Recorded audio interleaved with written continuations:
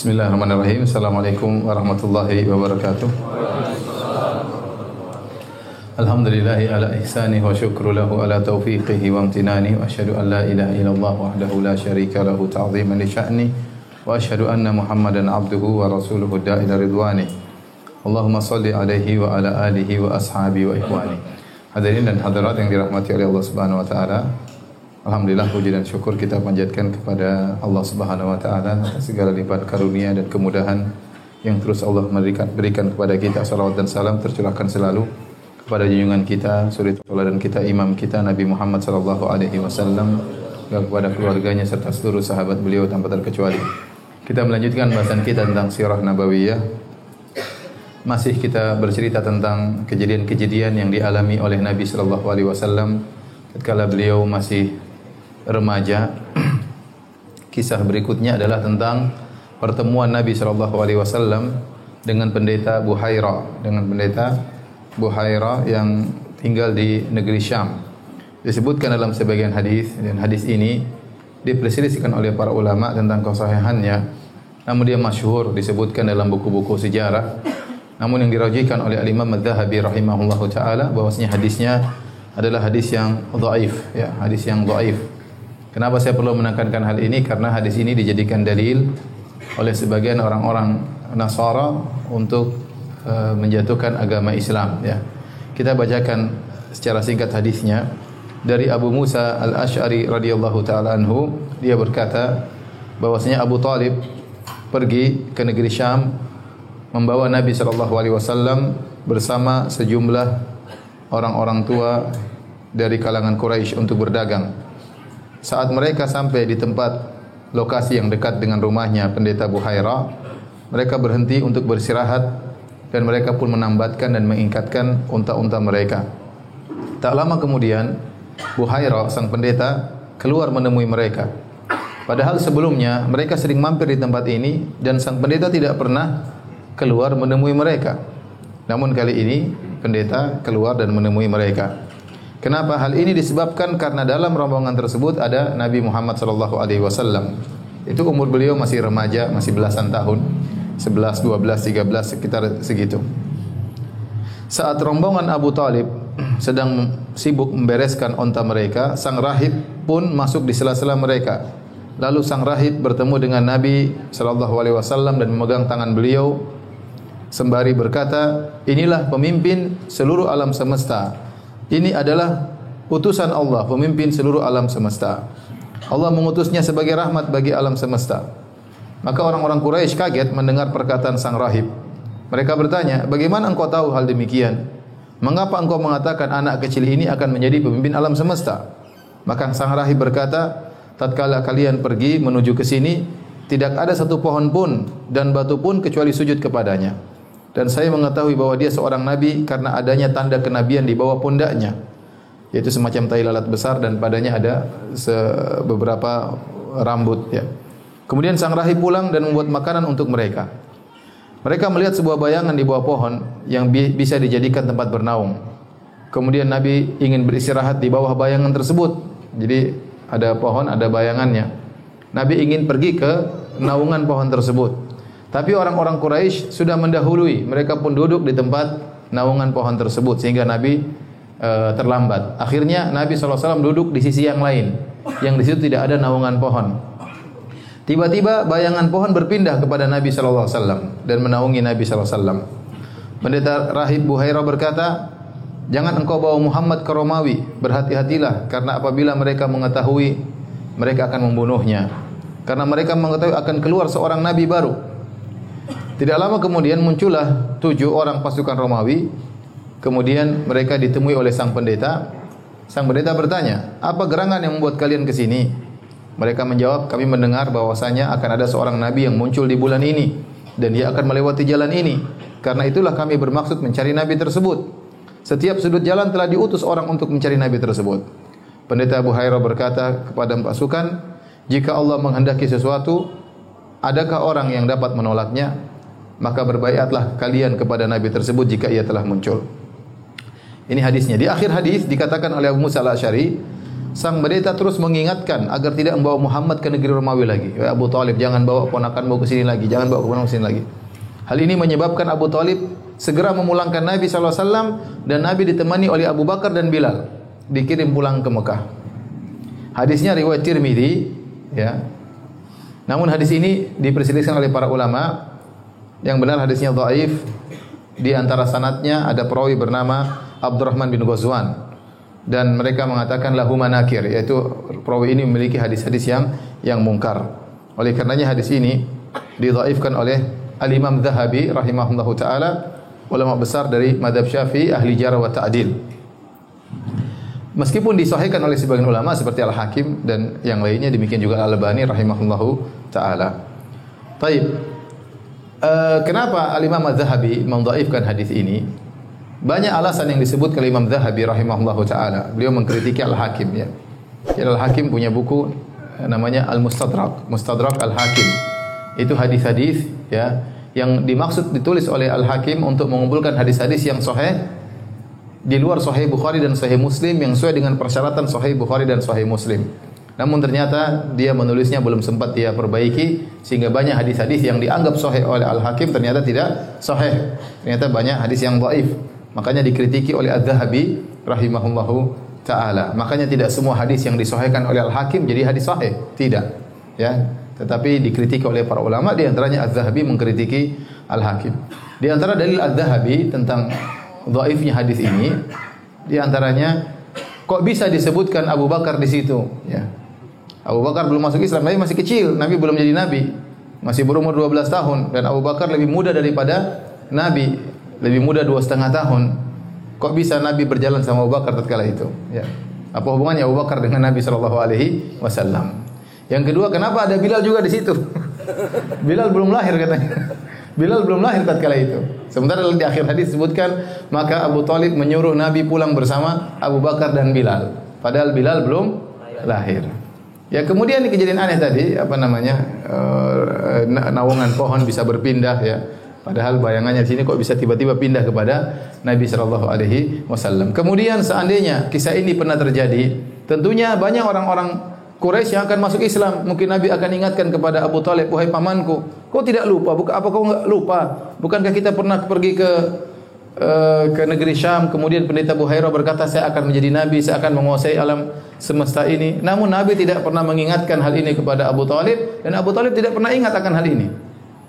Paham, ini dalil bahwasanya padahal ini kejadian luar biasa dihadiri oleh Abu Thalib dan kawan-kawan orang Quraisy yang seusia dengan beliau, ya. Tatkala ini semua tidak pernah dilontarkan, diulangi lagi oleh Nabi dan tidak pernah diingat kembali oleh Abu Thalib, maka ini menguatkan hadisnya adalah hadis yang dhaif, ya.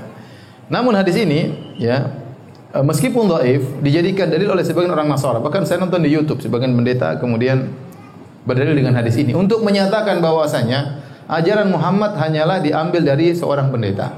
Kata mereka, lihatlah Muhammad, karena dalam hadis disebutkan Buhairah akhirnya mengundang Nabi makan siang. Nabi makan siang bersama Buhairah. Ya, kata mereka, disitulah saatnya pendeta ngajarin kepada Nabi tentang agama. Makanya kalau kita buka Al-Quran, kita bandingkan dengan Alkitab, kita dapati banyak kesamaannya dari sisi cerita. Cerita Nabi Nuh, cerita Nabi Adam, cerita Nabi ini, cerita Nabi Anu. Kenapa? Karena Nabi waktu itu ngambil dari siapa? Buhairah. Bagaimana bantahannya terhadap mereka? Jawabannya mudah. Kita bilang pertama hadisnya apa? Dhaif. Gimana Anda berdalil dengan hadis yang dhaif, ya. Yang kedua, Nabi SAW bertemu dengan pendeta Buhairah cuma sebentar, cuma makan siang. Apa yang mau Nabi dapati dari pendeta Buhairah kalau sekedar cuma makan siang? Makan siang berapa menit sih? Paling 1 jam nggak sampai. Terus mau belajar apa sambil makan siang? Ya, ya. Jadi jauh akan hal ini, ya. Kemudian taruhlah Nabi belajar dari pendeta Buhairah. Ya, cuma berapa? Kemudian Nabi pulang ke Madinah, ke Mekah, kemudian puluhan tahun berikutnya Nabi menjadi seorang nabi, kemudian turun Al-Qur'an berdasarkan kejadian-kejadian. Kata mereka setelah itu masih ada terjadi surat-suratan antara Nabi dengan Buhairah. Ya, ini aneh, ya. Karena sering sekali ayat turun tatkala terjadi peristiwa, berarti kan harus cepat itu koneksinya, ya. Padahal waktu itu seingat saya internet nggak lancar waktu itu. Gimana mau kirim kemudian ada kejadian demikian, kirim surat lagi nggak mungkin, ya. Sampai sang pendeta itu dalam YouTube saya lihat dia membawa manuskrip, katanya ini contoh surat Buhairah kepada siapa? Rasulullah sallallahu alaihi wasallam. Ini semua tidak benar. Baik, bantahan terakhir kita katakan taruhlah benar Muhammad sallallahu alaihi wasallam ternyata mengambil pelajarannya dari pendeta Buhairah. Ya sudah, kamu beriman saja, kan ini juga dari pendeta. Paham atau tidak? Taruhlah kita mengatakan Muhammad sebagaimana pendapat kalian bahwasanya Muhammad mengambil ajarannya dari pendeta Buhairah. Kalau gitu terimalah ajaran Nabi Muhammad sallallahu alaihi wasallam yang kata kalian diambil dari seorang pendeta. Taib. Kejadian berikutnya, kejadian yang disebut dengan halful fudul. Halful fudul yaitu perjanjian yang dilakukan oleh orang-orang Quraisy untuk menolong seorang yang dizalimi.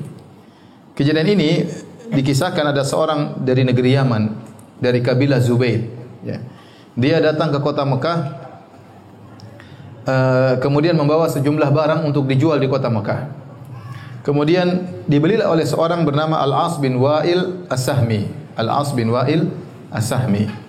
Waktu Al-As bin Wa'il As-Sahmi membeli barang ini, maka dia mengambil barang dari sang Yamani tadi, orang Yaman, namun dia tidak memberikan barterannya, dia tidak bayar.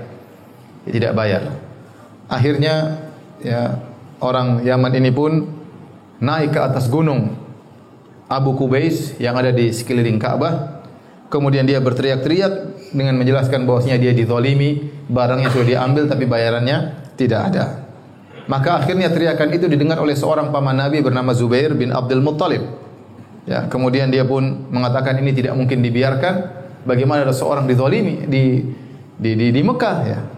Akhirnya mereka pun berkumpullah Bani Hashim, Bani Zuhrah dan Bani Taim bin Murrah berkumpul di rumahnya Abdullah bin Jud'an. Mereka berkumpul untuk membicarakan masalah ini, bagaimana menolong orang Yaman ini agar dibayar barangnya. Akhirnya mereka bermusyawarah dan berkumpul.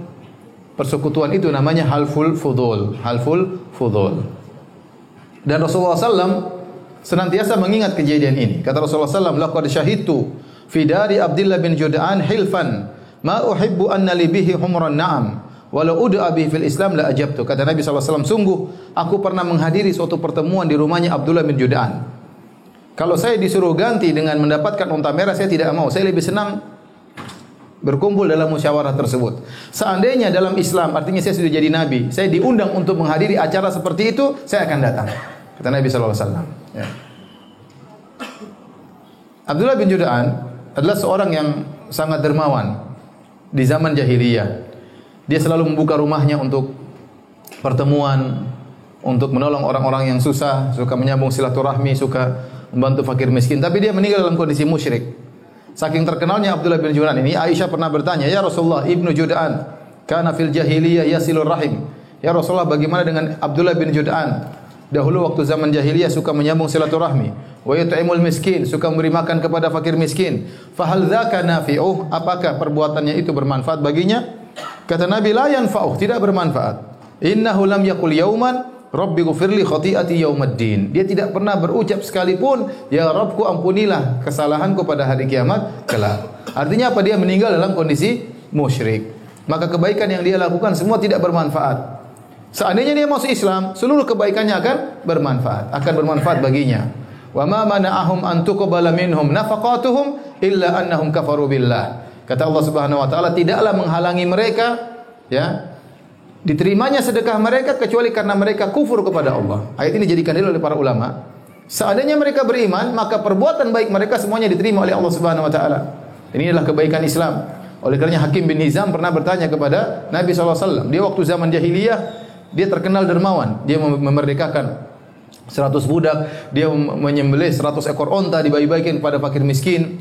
Kemudian dia bertanya kepada Nabi, "Ya Rasulullah, bagaimana dengan kebaikan-kebaikanku di zaman jahiliyah dahulu setelah saya masuk Islam?" Kata Nabi SAW, "Aslamta ala ma aslafta min khair ya Hakim."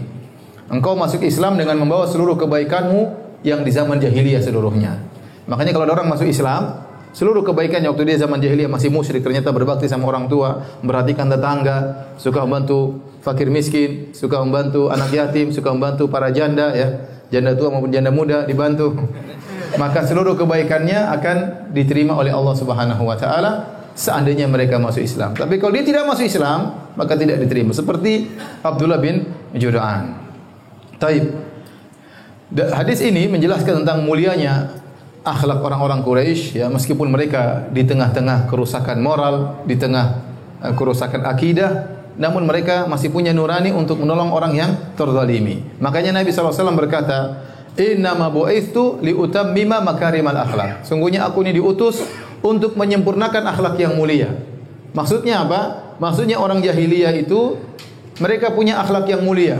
Di antaranya suka menjamu tamu, di antaranya suka dermawan, di antaranya memiliki keberanian yang luar biasa, di antaranya setia kawan, ya. Maka Nabi datang untuk menyempurnakan akhlak mulia tersebut, ya. Ini juga dalil bahwasanya terkadang kita harus bermajelis dengan orang-orang yang memiliki kesalahan, ya, penyimpangan kalau ada tujuan yang mulia. Kalau ada tujuan yang mulia. Karena Nabi SAW waktu berbicara tentang halful fudul, beliau berkata, ya, bahwasanya lau du'itu fil Islam la ajabtuhu. Kalau saya sudah jadi nabi, kemudian saya diundang oleh orang-orang musyrikin tersebut untuk rapat membela kezaliman, saya akan datang, kata Nabi sallallahu alaihi wasallam. Oleh karenanya dalam pergaulan kita melihat situasi dan kondisi. Terkadang kita bergaul sama non muslim, terkadang kita bergaul sama ahlul bid'ah, terkadang kita bergaul dengan pelaku maksiat. Kalau memang dalam pergaulan tersebut ada kemanfaatan, ada kemaslahatan, maka Islam dibangun di atas meraih kemaslahatan dan menolak kemudaratan, ya. Tidak juga kaku bahwasanya kita tidak boleh bergaul sama orang kafir sama sekali, tidak juga demikian, ya. Ya, kalau orang kafir saja kita bisa bergaul, bisa duduk bareng, apalagi hanya pelaku maksiat, apalagi hanya pelaku bid'ah. Kalau memang ada maslahat yang kita harapkan di balik hal tersebut.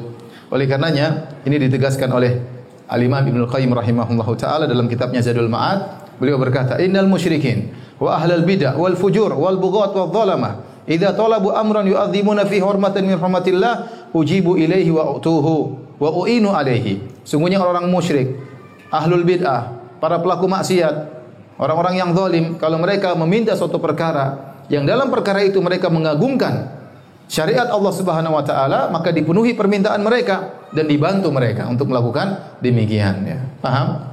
Ya, jadi terkadang apalagi kita di Indonesia, kita banyak, ya, lingkungan dengan berbagai macam kondisi, ya. Kita terkadang bertetangga dengan non muslim, bertetangga dengan pelaku maksiat, bertetangga dengan tukang judi, ya. Kita harus pandai-pandai melihat situasi kondisi dalam bermuamalah dengan mereka. Tidak mesti kaku, tidak boleh berhubungan sama sekali juga enggak.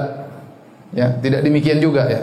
Tapi syariat dibangun di atas menimbang maslahat dengan mudarat. Kalau ada maslahatnya, terkadang kita duduk bareng sama orang-orang yang menyimpang, tidak ada masalah. Kalau memang ada maslahat yang diharapkan di balik itu dan dijauhkan kemudaratan dari hal tersebut.